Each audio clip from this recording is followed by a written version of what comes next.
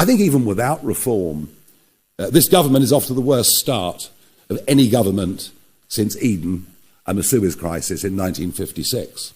Nigel Farage is the biggest threat to the political establishment that this country has seen, certainly since the 1920s, if not since Oliver Cromwell. He's been around for decades now, but really what has changed in that time is that successive governments have failed the British people and have left the goal wide open for him. He's now polling at about 30% in every poll, well above Labour, and the Tories in some polls are now in fourth. It's a complete disaster for the political establishment.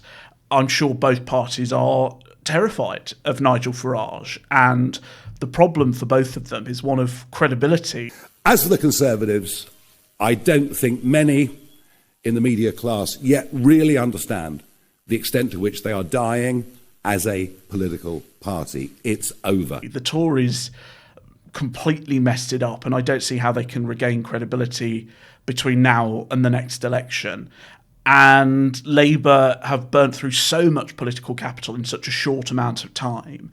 There wasn't a great amount of love for Keir Starmer anyway. His majority was very, very wide, but very shallow and built on sand, and it's being swept away. So every week at the moment, it seems Nigel Farage is closer to Downing Street. Whether he manages to do it in this term, perhaps not, but I think the chance of him being leader of the opposition, or at least the leader of a coalition in government, I mean, the odds, you're not getting much money for betting on those outcomes because they seem pretty nailed on at the moment. I think Nigel Farage is a threat to everyone. He's a skilled operator, should definitely be taken seriously, and Reform have tapped into this discontent across wide swathes of the country of places where, places that voted for Brexit, voted for Boris Johnson in 2019 because he promised to get Brexit done and make their lives better,